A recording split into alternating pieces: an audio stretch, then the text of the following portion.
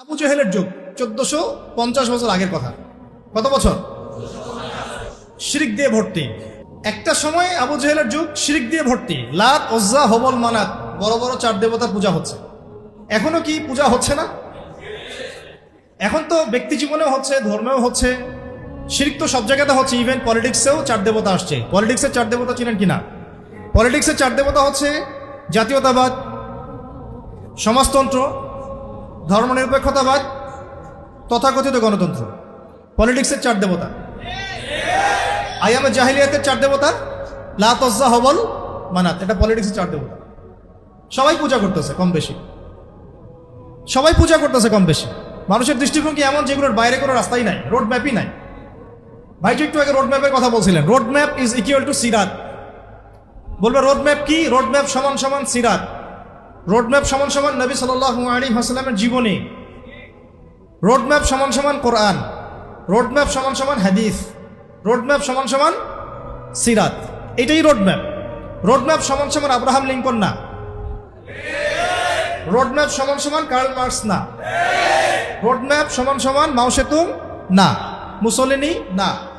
Road map সমান সমান IMF না। Road map is equal two জাতিসংঘ না।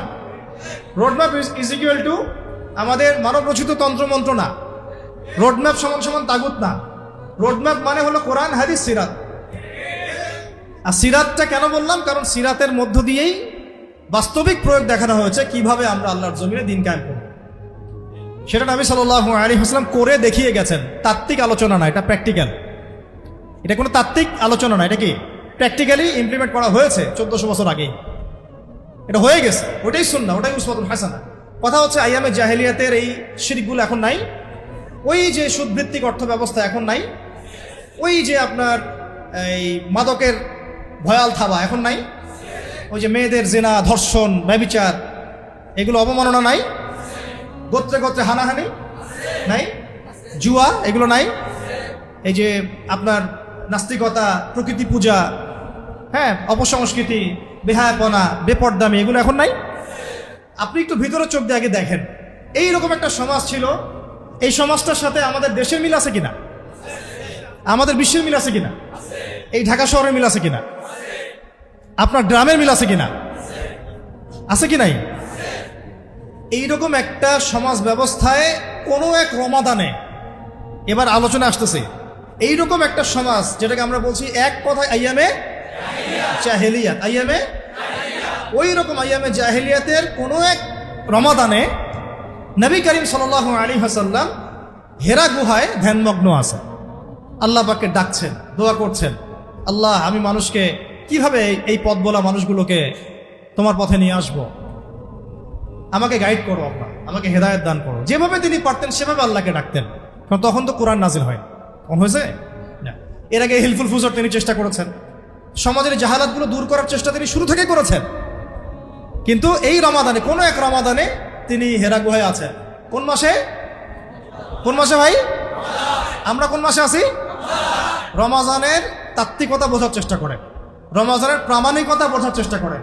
রমাজান কেন আসছে, কি শিক্ষা নিয়ে আসছে, কোন চেতনা নিয়ে আসছে, আর কিভাবে একটা নতুন জাতিসত্তার আত্মপ্রকাশ ঘটলো, এটা বোঝার চেষ্টা করেন। কোন এক রমাদানে আল্লাহ রাব্বুল আলামিন নবী সাল্লাল্লাহু আলাইহি ওয়াসাল্লামের কাছে একজন মালাক পাঠালেন, জিবরাইল আলাইহিস সালাম, এবং তাকে নবুয়ত দিলেন। সুবহানাল্লাহ। তার মানে রমাদান আমাকে আপনাকে নবী মুহাম্মদ সাল্লাল্লাহু আলাইহি ওয়াসাল্লামকে দিয়েছে। সুবহানাল্লাহ। রমাদান মাস আমাদেরকে দিয়েছে কি? নবী মুহাম্মদ সাল্লাল্লাহু আলাইহি ওয়াসাল্লামের নবুয়ত। যেই নবী 23 বছরের মধ্যে ওই আইয়ামে জাহিলিয়াতকে একেবারে আলোকিত সমাজে পরিবর্তন করে ফেলেছেন। সুবহানাল্লাহ। কত বছরে? রমাজানের চেতনা এইটা। রমাজানে পেয়েছি আমরা একজন নবী, তিনি তো শুরু থেকেই নবী, সৃষ্টির আগ থেকেই নবী, তাই না? নবুয়ত এসেছে কোন মাসে? তার মানে রমাদানে আমরা নবী পেয়েছি। তাহলে নবীর পরে কি আর কোনো নবী আসতে পারে? বাংলাদেশে একটা সূক্ষ্ম ভিতরে মুভমেন্ট চলতেছে, মির্জা গোলাম আহমেদ কাদিয়ানির মুভমেন্ট। এদের যে সংখ্যা দিন দিন কি পরিমাণে বাড়তেছে আপনারা জানেন না। এদের যে উপাসনালয়গুলো কিভাবে বাড়তেছে, এরা কিভাবে যে অর্থনৈতিকভাবে শক্তিশালী হচ্ছে, এটা আপনারা জানেন না। প্রত্যন্ত অঞ্চলগুলো সফর করলে বুঝবেন মানুষ কিভাবে দিন দিন কাদিয়ানি হচ্ছে। আমরা সাতেমের ইস্যুতে কত কঠোর থাকি, যে নবীকে গালি দিয়েছে সেই ইস্যুতে আমরা কত কঠোর হই, তাই না? আমাদের যদি সাধ্য থাকতো, সামর্থ্য থাকতো, কোনো একটা সাতেমকে আমরা বাংলাদেশে টিকতে দিতাম? মৃত্যুদণ্ড সবার সামনে কার্যকর করে দেখাতাম। আর আমাদের কাছে সেই ক্ষমতাটা নাই, তাই আমরা জনমত তৈরি করতে পারি সর্বোচ্চ, এটা তাই না? আর দেখুন, সে তো গালি তো দিচ্ছেই, বরং সে নিজে নবুয়ত দাবি করছে। তাহলে কোনটা বড় মাপের অন্যায়? এই মুভমেন্টটা না, এটাকে আহমাদিয়া মুসলিম জামাত নাম দিয়ে বাংলাদেশে কাজ করতেছে তারা। রমাজান মাসে আমরা নবীকে পেয়েছি, সেই নবীর হক আদায় করতে পারি নাই। রমাজান মাসে যে নবীকে পেয়েছি, নবুয়ত, সেই নবীর সুন্নাহ কি আমার জীবনে বাস্তবায়িত আছে কিনা? প্রশ্ন।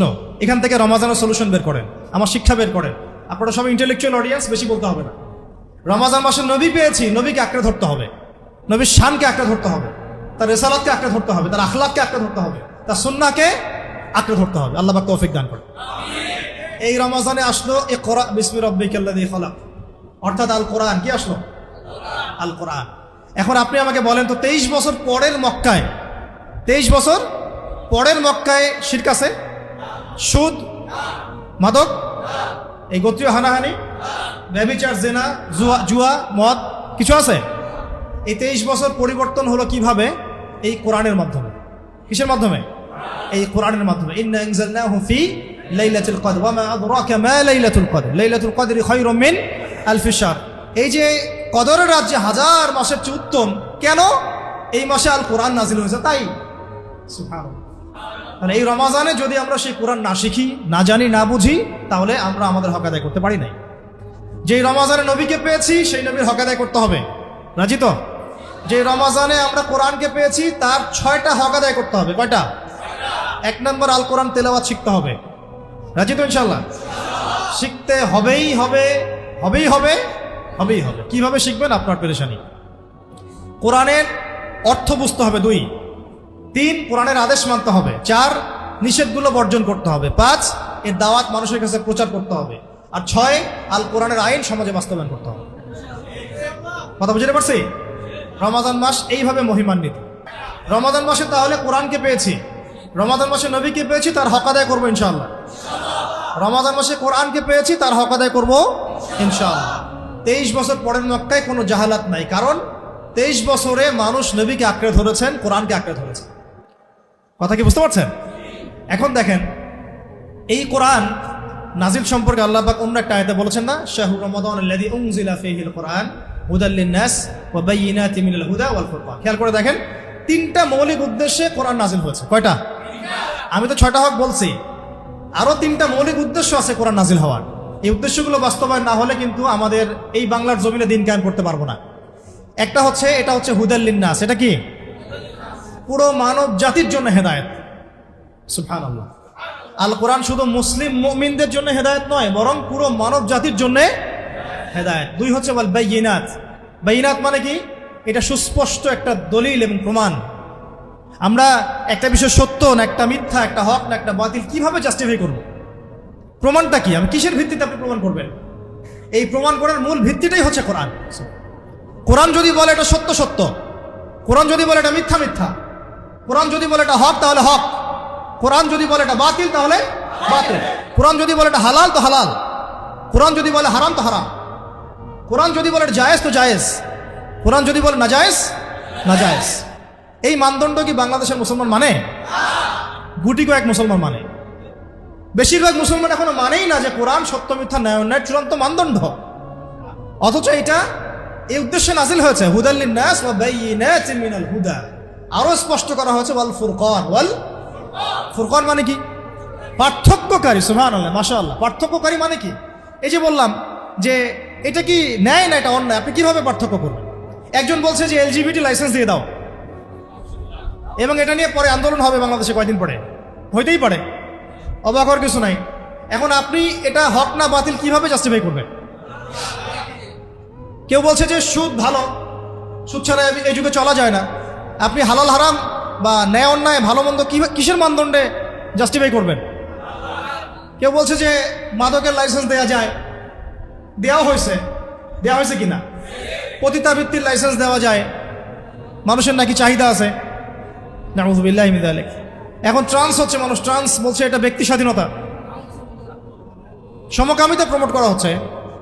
আপনি আইডেন্টিফাই করতে থাকেন না প্রবলেমগুলা, এই প্রবলেমগুলার সলিউশন কি? এই বাংলার মুসলিম জনগণ, মুসলিম বঙ্গের মানুষ, তারা কি কোরআনকে ন্যায় অন্যায়ের মানদণ্ড হিসেবে মেনেছে? যদি মানতো তাহলে কি টিকতো এগুলা? তার মানে আমরা বাহ্যিকভাবে কোরআনের প্রতি মহব্বত দেখাইছি। তেলাওয়াত করলে 10 নেকি হবে, প্রতি অক্ষরে 10 নেকি। মানদণ্ড হিসেবে মানিনি আমরা। এখনো যদি বলি রাজনৈতিক চার দেবতাকে কি আপনারা কোরআনের মানদণ্ডে মানেন? না, আমি জনগণের মানদণ্ডে মানি। অর্থনীতির বিষয়গুলোকে আপনি কোরআনের মানদণ্ডে মানেন? বলবেন না, জনগণের সংখ্যাগরিষ্ঠতার মানদণ্ডে মানি। আপনি কি সংস্কৃতি, শিক্ষানীতি এগুলো কোরআনের মানদণ্ডে মানেন? না, জনগণের সেন্টিমেন্টের মানদণ্ডে মানি। তো জনগণ যদি বেশিরভাগ বলে যে শরীফ থেকে শরীফা ঢুকাও, তাহলে কি ঢুকাই দিবেন? জনগণের বেশিরভাগ যদি বলে যে সুদ চালু করে দাও, জেনা লাইসেন্স দেওয়া হোক, ব্যভিচারের লাইসেন্স দেওয়া হোক, ওই গেট টুগেদার কি বলো ওটাকে, লিভ টুগেদার চালু করা হোক, এটাও খারাপ হয় না, নাউজুবিল্লাহি মিন যালিক। সিচুয়েশনশিপ চালু করো, খারাপ হয় না। তো এটাকে আপনি জনগণের সেন্টিমেন্টের মানদণ্ডে মানবেন? এই জায়গাটাতে আমাদের আঘাত করতে হবে। মূল জায়গা, আমরা আসলে কোরআনকে মানদণ্ড হিসেবে মানি কিনা। কোরআন নাজিলের মূল উদ্দেশ্য কয়টা? 3টা। হুদাল লিন্নাস ওয়া বাইয়িনাতিন মিনাল হুদা ওয়াল ফুরকান। মানে এরা দেখেন, আপনি এটা, এই মানদণ্ডে আপনি পরিবারে টিকতে পারবেন না। এই মানদণ্ড আপনি ধারণ করেন, সমাজে টিকতে পারবেন না, রাষ্ট্রে টেকা তো বহু দূরের কথা। একটা সেমিনার আমাদেরকে বলছিল যে ইসলামিক ইকোনমিক্স নিয়ে আলোচনা করেন, জানতে চাই। তা প্রথমে আমরা শুরু করছিলাম এভাবে, আগে আপনারা বলেন যে ইকোনমিক্সের ক্ষেত্রে ইসলাম, কোরআন এবং হাদিসকে আপনারা মানদণ্ড মানেন কিনা। মানদণ্ড মানেন তাহলে আলোচনা করি, না হলে আলোচনা করার দরকার কি?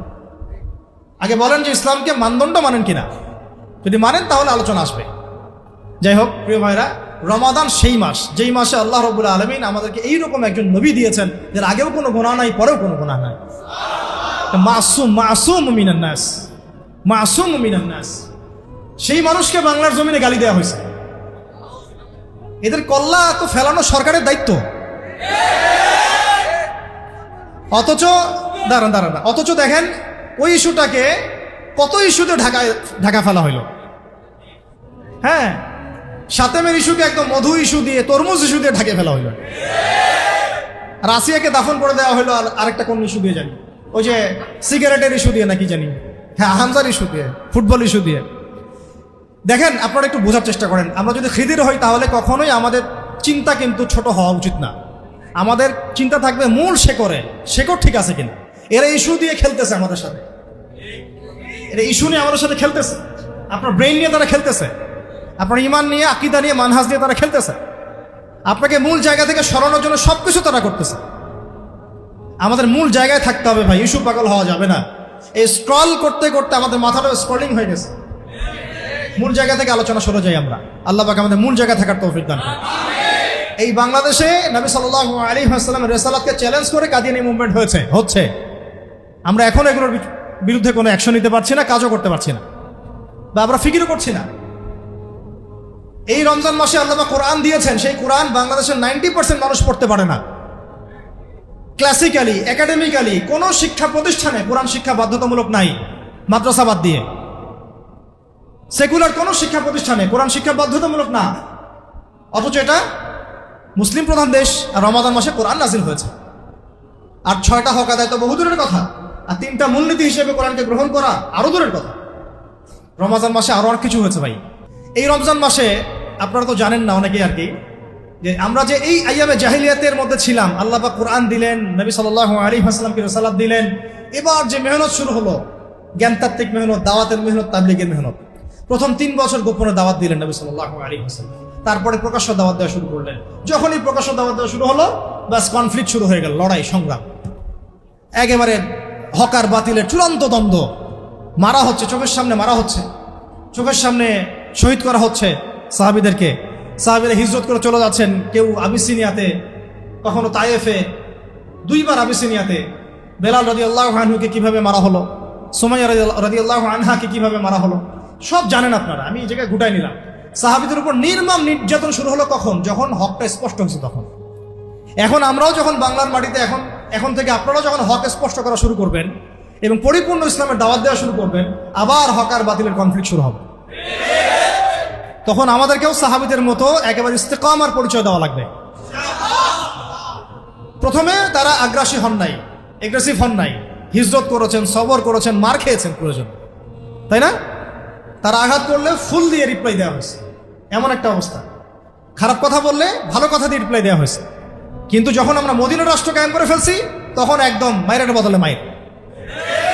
এখন আপনারা আমাকে বলেন তো, আমাদের কি মদিনা রাষ্ট্র আছে? হ্যাঁ, আগে আমাদের মদিনা রাষ্ট্র কায়েম করতে হবে ইনশাআল্লাহ। আমাদের কাজ কি? দাওয়াত, তাবলীগ, মেহনতের মধ্য দিয়ে একটা মদিনা রাষ্ট্র কায়েম করার চেষ্টা করা। তারপর মায়ের বদলে মায়ের। মদিনা রাষ্ট্র থেকেই মক্কা বিজয় হয়েছে, মদিনা রাষ্ট্র থেকে মক্কা বিজয় হয়েছে। তাই আমাদের সবার ফিকির থাকবে বাংলাদেশটাকে যেন আমরা একটা মদিনা রাষ্ট্র বানাতে পারি। এখন এইটা কি আমাদের একার ফিকির, না আপনাদেরও ফিকির থাকা দরকার? আমাদের কি এটা নিয়ে আসলে ফিকির করা হয়? ফিকির করতে হবে। যদি আমরা আমাদের বাংলাদেশটাকে একটা মাদানী রাষ্ট্র ওই নেশাবে রূপ দিতে না পারি, ব্যর্থ হই, তাহলে আমরা অস্তিত্ব সংকটে পড়ে যাব। এবং এটা কি চারটাখানি কথা? দাওয়াতের মধ্য দিয়ে, জামাআর মধ্য দিয়ে, ইমারার মধ্য দিয়ে, আমর বিল মারুফের মধ্য দিয়ে, নাহি আনিল মুনকারের মধ্য দিয়ে, সবরের মধ্য দিয়ে, ইস্তেকামার মধ্য দিয়ে, আস-সামউ ওয়া তাআর মধ্য দিয়ে একটা সংঘবদ্ধভাবে, জামাআবদ্ধভাবে আমাদেরকে এগিয়ে চলতে হবে ইনশাআল্লাহ। আজ হোক আর কাল হোক, এটা হবেই হবে ইনশাআল্লাহ। আমরা যদি আপনাদেরকে আমাদের পাশে চাই, পাবো কি? আল্লাহ পাক তৌফিক দান করেন। আর একটা মূল পয়েন্ট আছে, শুনেন। এই রমাদানে আমরা হিজরত করে চলে গিয়েছিলাম মদিনা, মনে আছে? আচ্ছা, মদিনাতে আরেকটা জাতি ছিল, কি নাম? একটু মনোযোগ ধরে রাখেন ভাই, এই শেষ করতেছে। মদিনা একটা জাতি ছিল, কি নাম?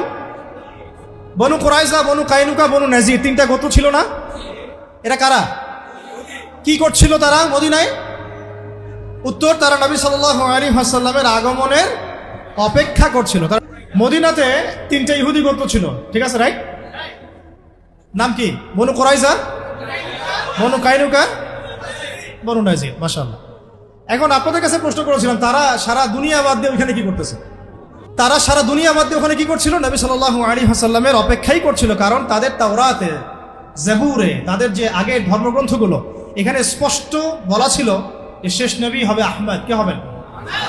তারা বেসিক্যালি তাকে পাওয়ার জন্যই মদিনায় এসে ফুটে গেছিল। কিন্তু যখন তারা দেখলো যে তিনি বনু ইসরাইল থেকে আসেন নাই, বরং বনু ইসমাইল থেকে আসছেন, তখন তারা হিংসা বিদ্বেষ শুরু করল। কথা আছে এখানে, আমরা কিন্তু প্রায় 17 থেকে 18 মাস তাদের কেবলার দিকে মুখ করে নামাজ পড়েছি। কোন দিকে? বাইতুল মুকাদ্দাসের দিকে, মনে আছে?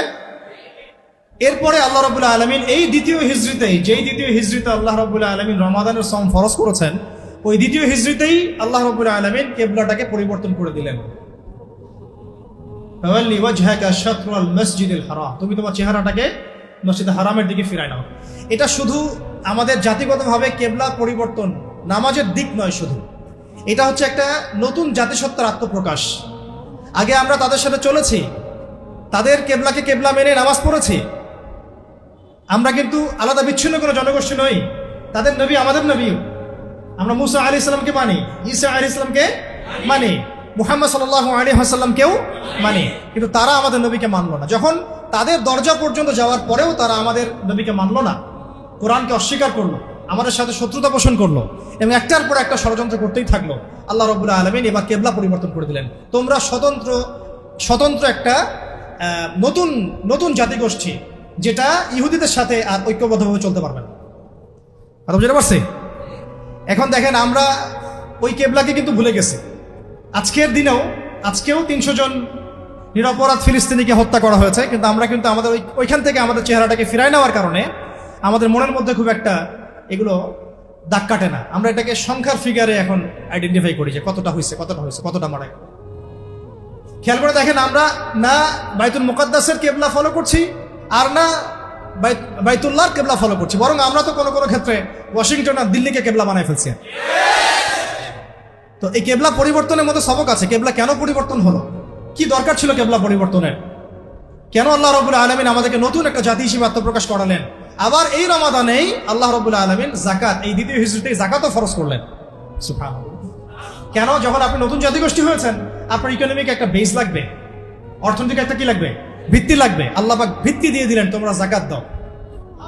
যাকাত, যাকাত কত পার্সেন্ট মানুষ দেয় বাংলাদেশে? যারা মুসলিম। কত পার্সেন্ট মানুষ যাকাত দেয়? যারা মুসলিম। যারা মুসলিম যাকাতের মাসালাগুলো জানে কতজন? এটা যে ইসলামিক ইকোনমিক্সের মূল ভিত্তি। দেখেন যাকাত দেয় না, এদিকে রিবা বেশ চলতেছে, সুদ ঘুষ দুর্নীতি চলতেছে, ক্রিপ্টোকারেন্সি চলতেছে, বিটকয়েন্স চলতেছে, তারপরে এখন নতুন আসতেছে আরো কত কি, আপনারা জানেন এগুলা। বাকি ইনফ্লেশন যেখানে আছে ওইখানে তারা যাচ্ছেন, ওয়ার্ল্ড ব্যাংকের দ্বারস্থ হচ্ছেন, IMF এর দ্বারস্থ হচ্ছেন, যাকাত ভিত্তিক অর্থ ব্যবস্থা রাষ্ট্রীয়ভাবে চালু করা হচ্ছে না। এই যে আমাদের মূল শিক্ষা, রমাদান থেকে বঞ্চিত হচ্ছে, রমাদানের এগুলোই তো মূল শিক্ষা। তারপরে খেয়াল করে দেখেন, এই রমাদানেই আল্লাহ রাব্বুল আলামিন আমাদেরকে বদরের যুদ্ধও করিয়েছে। ঠিক আছে কথা? এই রমাজানে বদরের যুদ্ধ হয়েছে। আবার এই রমাজানে শুধু বদরের যুদ্ধ হয়েছে কিন্তু এমন না, কিন্তু এই রমাজানে আরো বহু যুদ্ধ হয়েছে। কয়েকটা যুদ্ধ আমি আপনাদেরকে বলি। এই রমাজানে বদরের যুদ্ধ তো হয়েছে, এটা আপনারা তো ভাইয়ের আলোচনা শুনলেন, দীর্ঘ আলোচনা করেছেন তিনি, আমি আলোচনা রিপিট করছি না। এটার ফলাফল আমরা সবাই জানি। তো এই রমাজানে তাবুকের যে যুদ্ধটা হয়েছিল, তাবুক যুদ্ধের যে সফর, এই সফরটাও কিন্তু রমাদানের মধ্যেই হয়েছে। আবার আপনি যদি দেখেন খন্দক, এই খন্দকের যুদ্ধের প্রিপারেশন যেটা, এই প্রিপারেশন খন্দক খোরার প্রিপারেশন গুলো রমাদানের মধ্যেই হয়েছে, ব্যাক টু ব্যাক। মক্কা বিজয় সেটাও রমাদানের মধ্যেই হয়েছে। সুবহানাল্লাহ। দেখছেন? আরো যদি সামনে যান, ওমর রাদিয়াল্লাহু আনহুর সময়, প্রায় 15 হিজরির দিকে কথা, ওই সময় আবু উবাইদা ইবনে জাররাহ রাদিয়াল্লাহু আনহুর নেতৃত্বে বাইতুল মুকাদ্দাস বিজয় এই রমজানই হয়েছে। ইনশাআল্লাহ এমন কোন রমাজানে আমরা দেখবো ইনশাআল্লাহ যে বাইতুল মুকাদ্দাস আবার জয় হবে ইনশাআল্লাহ। শুধু তাই নয়, এই রমাজানে এই আপনার আল পারসালের নাম জানেন? ওই যে সেলজুকি একটা যুদ্ধ আছে, ওই যে মালাস গিট, ওই যুদ্ধও কিন্তু রমজান মাসেই হয়েছে। এটা অনেকে আমরা হয়তো জানি না। এছাড়াও আমি নোট করছিলাম তারেক বিন জিয়াদের স্পেন জয়, নাম শুনছেন কি? 712 দিকে খ্রিস্টাব্দ, এটাও রমাদানে হয়েছে। সুবহানাল্লাহ। কাদেসিয়া যুদ্ধের নাম শুনছেন? কাদেসিয়া যুদ্ধের যে একটা অংশ, মানে সফর, একটা অংশ ছিল এই রমাদান কেন্দ্রিক। তার আগে যুদ্ধ হয়েছে ফিরতে ফিরতে, মানে রমাদান এর মধ্যে পড়ে গেছে আর কি। আব্বাসী খলিফা মুতাসিম বিল্লাহ আমুরিয়া বিজয় করেছিলেন ব্যাবিলনে এই বাইজেন্টাইনদের সাথে, এইটাও রমজান মাসে হয়েছে। এরকম আরো কিছু যুদ্ধ আছে, যেমন আইন জালুদের যুদ্ধ, নাম শুনছেন? যেটা ওই যে তাতারিদের সাথে, মঙ্গলদের সাথে হয়েছে। এই যুদ্ধও কিন্তু রমাদান মাসে একটা ডিসাইসিভ ব্যাটল হয়েছে। এরপরে 100 বছর তারা আমাদের দিকে চোখ তুলতে পারে নাই। ওই যে হালাকু খান একটা বড় ভাই ছিল, মঙ্কে খান, নাম শুনছেন কিনা? এই মঙ্কে খানের পতন হয়েছে এই যুদ্ধে। এবং এই যুদ্ধের পরে বারকে খান নামে একজন মুসলিম সেনাপতি মঙ্গলদের থেকে বের হন, যিনি মুসলিমদেরকে প্রোটেক্ট করতেছিলেন। আলহামদুলিল্লাহ। এই যে অনেক ঘটনা আছে রমাদান মাস কেন্দ্রিক, এই যুদ্ধগুলো সবগুলো রমাদান মাসেই সংঘটিত হয়েছে। দেখেন, এখন আমি 3টা আয়াত বলে চেষ্টা করে দেব, আপনারা 3টা আয়াত মিলাই নেবেন জাস্ট কোরআনে। একটা আয়াত আমি শুরুতে বলেছিলাম, কুতিবা আলাইকুমুস সিয়াম কামা কুতিবা আলাল লাযিনা মিন ক্বাবলিকুম লাআল্লাকুম তাত্তাকুন। রমাদান মাসের সওমের যে মূল উদ্দেশ্যটা, এটা এখানে আল্লাহ রাব্বুল আলামিন আমাদেরকে বলেছেন লাআল্লাকুম তাত্তাকুন, যাতে করে তোমরা তাকওয়া অবলম্বন করতে পারো। দেখেন, আমাদের এই যে জাহিলিয়াত দূর করার কথা বললাম, ইসলামী সমাজ বিনির্মাণের কথা বললাম, মদিনা রাষ্ট্র কায়েমের কথা বললাম, আর রমাদান মাসে যে যুদ্ধ ফরজ হয়েছে, মানে রমাদান মাসে যে যুদ্ধগুলো হয়েছে, ফরজ আগে হয়েছিল, রমাদান মাসে যে যুদ্ধগুলো হয়েছে, এই যুদ্ধগুলোর মধ্য দিয়ে নবী সাল্লাল্লাহু আলাইহি ওয়াসাল্লাম যে পুরো জাজিরাতুল আরবের মধ্যে ইসলাম কায়েম করে দিয়েছেন, এই যে পুরো কথাগুলো আমরা বলছি, এগুলো তখনই বাস্তবিক রূপ লাভ করবে যখন আমরা তাকওয়ার শিক্ষায় শিক্ষিত হতে পারব। তাকওয়া ছাড়া এগুলো কিছুই অর্জিত হবে না। ওই আয়াতগুলোর উপরে আমাদের নবীজি এমনভাবে আমল করেছিলেন যে তিনি নিজেই 66টার মতো যুদ্ধের মধ্যে ইনভলভ ছিলেন। কয়টা? প্রায় 66টা। তার মধ্যে 43টা হচ্ছে আপনার এই সারিয়া এবং 23টার মতো গাজওয়া, আরো কম বেশি প্লাস মাইনাস। তো দেখেন, তাকওয়ার শিক্ষাটা আমরা কিভাবে অর্জন করব? এটা কোথায় থাকে? কলিজার মধ্যে। তাকওয়াহু হাহুনা। আল্লাহ পাক বলেছেন, ইন্না আকরামাকুম ইনদাল্লাহি আতকাকুম মুত্তাকি। এখন নবী সাল্লাল্লাহু আলাইহি ওয়াসাল্লাম একটা উসুল দিয়ে গেছেন, উসুলটা একটু বোঝার চেষ্টা করি। তিনি বলেছেন, আনতা আবুদুল্লাহ কাআন্নাকা তারা, তুমি এমন ভাবে আল্লাহর ইবাদত করো যেন তুমি আল্লাহকে দেখছো। ওয়া ইল্লাম তাকুন তারাহু ফাইন্নাহু ইয়ারাক, তুমি যদি আল্লাহকে দেখতে না পারো তাহলে আল্লাহ পাক তোমাকে দেখছেন। এই তাকওয়াটা আমরা এখন ফিল করছি। আপনার সামনে আমি একটা পানির বোতল দিয়ে, আপনি খাবেন? এখন খাবার খাবেন? একটা সেন্সে খাবেন না যে আল্লাহ আমাকে দেখছেন, আল্লাহ আমাকে শুনছেন। এইটা আমাদের জীবনের সব ক্ষেত্রে থাকা চাই। এইটা আমার রাতের বেলা থাকা চাই, দিনের বেলা থাকা চাই, একাকিত্বে থাকা চাই, এটা আমার শিক্ষায় থাকা চাই, সংস্কৃতির মধ্যে থাকা চাই, আমার অর্থনীতির মধ্যে থাকা চাই, আমার রাজনীতির মধ্যেও থাকা চাই। এই তাকওয়ার শিক্ষাটা দেওয়ার জন্যই বেসিক্যালি বারবার রমজান ঘুরে ঘুরে আসছে। আর এই তাকওয়াটাকে শুধুমাত্র এক মাস কেন্দ্রিক না, সারা বছর সারা জীবন? খুব খেয়াল করে দেখবেন রমজান মাসে আমরা সবাই আল্লাহর ওলি হয়ে যাই, রমজানের পরে আবার আমরা যা তাই। এটা কি ঠিক হয়? তো তাহলে এখানে তাকওয়া কেন্দ্রিক জাস্ট দুইটা কথা। এক হচ্ছে এই তাকওয়াটা শুধু জীবনের এক কেন্দ্রিক নয়, বরং জীবনের প্রতিটা ক্ষেত্রেই থাকতে হবে। সামগ্রিক জীবনে থাকতে হবে, বৈষয়িক জীবনেও থাকতে হবে, এবং ইবাদত বন্দেগীর জীবনেও থাকতে হবে। এবং এটা শুধুমাত্র একটা কি বলবো, সাময়িক একটা রমাদান মাস কেন্দ্রিক একটা আমলের বিষয় নয়, বরং জীবনের প্রতিটা দিন প্রতিটা রাত আমাকে তাকওয়ার শিক্ষায় শিক্ষিত হতে হবে। এই তাকওয়া যদি আমরা ধারণ করতে পারি, ওর আলোকে আমরা আমাদের পরিবার, আমাদের প্রজন্মকে করতে পারি, তাহলে ওই চূড়ান্ত যে লক্ষ্যটা বলছি মক্কা বিজয়, যেটা রমজান মাসে হয়েছে, ওই দিকে ইনশাল্লাহ আমরা হাঁটতে পারবো ইনশাল্লাহ। তার আগে মদিনা রাষ্ট্রও তো লাগবে ইনশাল্লাহ। আচ্ছা, এখন জাস্ট আর দুটা কথা, এরপরে ইফতার হবে ইনশাআল্লাহ, তারপরে নামাজের পর আলোচনা করুন ভাই ইনশাআল্লাহ। আপনারা এই আয়াতটা সবাই জানেন, কুতিবা আলাইকুমুস সিয়াম। ডানে বামে আর দুইটা আয়াত আছে, ডানে বামে দুইটা আয়াত আছে। একদম আরবি ব্যাকরণের ভাষায় সেম ওজনে সেম শিক্ষা দিয়ে দুইটা আয়াত আল্লাহ রাব্বুল আলামিন সূরা বাকারে নাযিল করেছেন। ডানে বামে আয়াতগুলো খুব একটা দেখা হয় না আমাদের সমাজে। আমি জাস্ট জানার জন্য বলছি, আপনাদের দৃষ্টি আকর্ষণ করার জন্য। একটু ডানেই দেখবেন আছে কি কুতিবা আলাইকুমুস সিয়াম, বুঝলাম আমি কুতিবা আলাইকুমুস সিয়াম, আমার উপর সওমকে ফরজ করা হয়েছে। কুতিবা আলাইকুমুল কিসাস, আমি বুঝলাম না যে আমার উপর কিসাসকে ফরজ করা হয়েছে। সুবহানাল্লাহ, কি বিষয় বুঝতে পারছেন? কুতিবা আলাইকুমুস সিয়াম বুঝলাম। একটা সেকুলারকে আপনি জিজ্ঞাসা করেন রোজা রাখছেন? হ্যাঁ রাখছি। কেন রাখছেন? না রাখলে হয় মুসলমান থাকা যায়? তো কুতিবা আলাইকুমুল কিসাস বুঝলেন না কেন? তো কিসাসের মধ্যে কত কি আছে? কিসাস তো একটা আছে, হত্যার বদলে হত্যা। হুদুদ আছে না, শরিয়া আইন আছে না? চোরের হাত কাটার বিধান নাই? ধর্ষণের শাস্তি, ব্যভিচারের শাস্তি, আপনার জেনার শাস্তি, ডাকাতির শাস্তি, মোরতাদদের শাস্তি, শাতেমদের শাস্তি। এগুলো কি আমাদের বানানো লস? আল্লাহ পাকের ডিভাইন লস। এগুলো কি আল্লাহ পাকের পক্ষ থেকে ঐশ্বরিক, আল্লাহর পক্ষ থেকে নাজিল করা। আল্লাহ পাক কি এমন কোনো ল দিতে পারেন যেটা মানবতা বিরোধী? বলেন, হতে পারে কখনো? তার মানে তারা তো আল্লাহর লকে অস্বীকার করছে না, তারা আল্লাহকে অস্বীকার করছে। আল্লাহর লকে অস্বীকার করা মানে কি? আল্লাহকেই অস্বীকার করা। তারা কুতিবা আলাইকুমুস সিয়ামের উপর আমল হচ্ছে, কিন্তু কুতিবা আলাইকুমুল কিসাস আর হুদুদ আর শরিয়া জাদুঘরে, এটা কোথায়?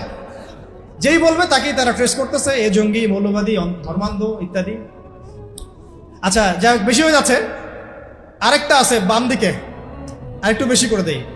এইটার বাম দিকে আরো একটা আয়াত আছে, কুতিবা আলাইকুমুল কিতাল, কুতিবা আলাইকুমুল কিতাল ওয়া হুয়া কুরহুল লাকুম ওয়া আসা আন তাকরাহু শাইআন ওয়া হুয়া খায়রুল লাকুম ওয়া আসা আন তুহিব্বু শাইআন ওয়া হুয়া শাররুল লাকুম ওয়াল্লাহু ইয়া'লামু ওয়া আনতুম লা তা'লামুন। আছে কি না? কোরআনে বানায় বললাম ভাই, আছে না নাই? আচ্ছা, ডান দিকে একটা কুতিবা আলাইকুমুল কিসাস আর বাম দিকে কুতিবা আলাইকুমুল কিতাল, মাঝখানে কুতিবা আলাইকুমুস সিয়াম। আমাদের বাংলাদেশের আমরা 90% মুসলিম, মাঝখানেরটা নিয়েছি না, ডান নিয়েছি না বাম নিয়েছি। প্রেক্ষাপট আছে, আমি বুঝলাম, সব মানলাম, সব উসুল আমি বুঝি, এটা আমাকে বুঝাতে হবে না। কিন্তু আদর্শগতভাবে আমরা মানি কিনা, আদর্শগতভাবে আমরা আসলে এটাকে বিশ্বাস করি কিনা, স্বীকার করি কিনা, মানি কিনা। যে আল্লাহর হাতে আমার জীবন, সে আল্লাহর বিধান আমি মানি না। যে আল্লাহর হাতে আমার মৌত, সে আল্লাহর বিধান আমি আমার রাজনৈতিক জীবনে, অর্থনৈতিক জীবনে, সাংস্কৃতিক জীবনে, সামাজিক জীবনে মানি না, কিন্তু এদিকে আমি নামাজ রোজা হজ জাকাত সবই করি। নাউজুবিল্লাহ। এই যে একটা কুফর, একটা শিরক, এটা তো একটা শিরকি বলা যায়। এটা কি আসলে কাম্য ছিল?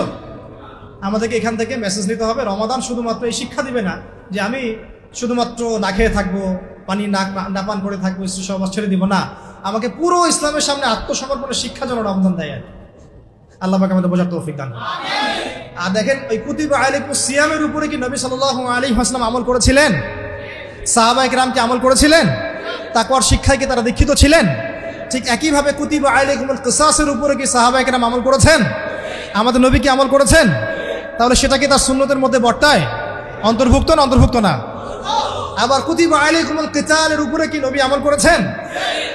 সাহাবীরা আমল করেছেন? 1400 বছর ধরে কি আমল চলে আসছে? তাহলে আমরা কি এই তিনটার আংশিক বিষয় নিব না পরিপূর্ণ বিষয় নিব? এইটুকু যদি আপনারা আজকে বুঝতে পারেন আমার আলোচনায়, বাস আমি মনে করবো যে আমার মেহনত সফল। শুধুমাত্র কুতিবা আলাইকুমুস সিয়ামের উপর থাকলে হবে না, বাকি সমস্ত বিষয়ের উপরে আত্মসমর্পণ করতে হবে। আল্লাহ পাক তৌফিক দান করে। আমাদের নবীজি বলেছিলেন, আমার মেয়ে ফাতিমাও যদি চুরি করে আমি তার হাত কেটে ফেলব। শব্দটার কি ওজন বুঝতে পারেন? আমার মেয়ে ফাতিমাও যদি চুরি করে আমি তার হাত কেটে ফেলব। আবার আমাদের নবী সাল্লাল্লাহু আলাইহি ওয়াসাল্লাম এই রমজান মাসেই এই রোজা রাখা অবস্থাতেই বদরে ছিলেন, তাবুকে ছিলেন, তারপরে তো বললাম যে খন্দকের আগের প্রিপারেশনে ছিলেন, মক্কা বিজয়ে ছিলেন, আরো কত সারিয়া রমজান মাসে হয়েছে, এগুলো সিরাত থেকে শিখতে হবে। তো প্রিয় ভাইরা এবং আমাদের বোনেরা যারা আছেন, আজকের এই সংক্ষিপ্ত আলোচনায় আমরা যে কয়েকটা বিষয়ে মৌলিকভাবে ফোকাস করতে চাই। এক হচ্ছে রমাদান মাস আমাদেরকে নবী সাল্লাল্লাহু আলাইহি ওয়াসাল্লাম রিসালাত দিয়েছে। কি দিয়েছে? অতএব নবীর আদর্শ, তার সুন্নাহ আমাদের সামগ্রিক জীবনে বাস্তবায়ন করা চাই। আল্লাহ পাক তৌফিক দান করেন। রমজান মাসে আমরা কোরআনের মতো কিতাব পেয়েছি, এই কিতাবের 6টা হক আদায় করা চাই। মনে আছে 6টা হক? তো তিলাওয়াত, অর্থ অনুধাবন, আদেশ মানা, নিষেধ বর্জন করা, দাওয়াত এবং এর আইন বাস্তবায়ন করা। ঠিক আছে ইনশাআল্লাহ? এটা 3টা মৌলিক উদ্দেশ্যে আসছে, হুদাল লিন-নাস ওয়া বায়্যিনাতিন মিনাল হুদা ওয়াল ফুরকান। ঠিক আছে? এই রমজান মাসে কুতিবা আলাইকুমুস সিয়াম কিভাবে করব এটা আমরা শিখেছি। ঠিক একইভাবে ডানে বামে আয়াতগুলোর উপরে আমল করার চেষ্টা করতে হবে এবং সিরাতের আলোকে আমাদের সবাইকে পথ চলতে হবে। আল্লাহ পাক আমাদের সবাইকে নবী সাল্লাল্লাহু আলাইহি ওয়াসাল্লামের সিরাত পড়ার তৌফিক দান করেন, বোঝার তৌফিক দান করেন এবং সিরাত অনুযায়ী জীবন গড়ার তৌফিক দান করেন। এবং রমাদানকে যদি আমরা ইফেক্টিভলি ইউটিলাইজ করতে চাই তাহলে এই কাজগুলো খুব ভালোভাবে করতে হবে, যেটা আলোচনা আমরা অন্যান্য বক্তাদের মুখে শুনেছি। যেমন নামাজের কথা তারা বলেছেন, নামাজের পাবন্দির দরকার আছে কি নাই? এই রমজান মাসে জামাতে থাকবো, বাকি সময় কি জামাত ছেড়ে দিব? রমজান মাসে রাতে কিয়ামুল লাইল করছি, তাহাজ্জুদ করছি, বাকি বছর ছেড়ে দিব কি? রমজান মাসে সাদকা করছি, যাকাত দিচ্ছি, বাকি বছর কি দিব না?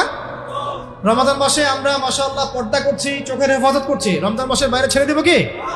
রমজান মাসে মাশাআল্লাহ আমরা সমাজ কল্যাণমূলক প্রজেক্ট করছি, রমজানের বাইরে ছেড়ে দিব? রমজানের দাওয়াতের অ্যাক্টিভিটিস বাড়ছে, রমজানের বাইরে ছেড়ে দিব কি? আল্লাহ পাক বোঝার তৌফিক দান করেন। রমজান মাসে আমরা মাশাআল্লাহ ইতিকাফ করছি, অনেকে করবো ইনশাআল্লাহ, কোরআন তেলাওয়াত করছি, এই কোরআনকে কি রমজানের পরে ছেড়ে দিব? আল্লাহ পাক সমস্ত বিষয়গুলোকে ধরে রাখার তৌফিক দান করেন। আল্লাহ রাব্বুল আলামিন আমাদের সবাইকে আজকের এই আলোচনাগুলো শুনে বুঝে আমল করার তৌফিক দান করেন।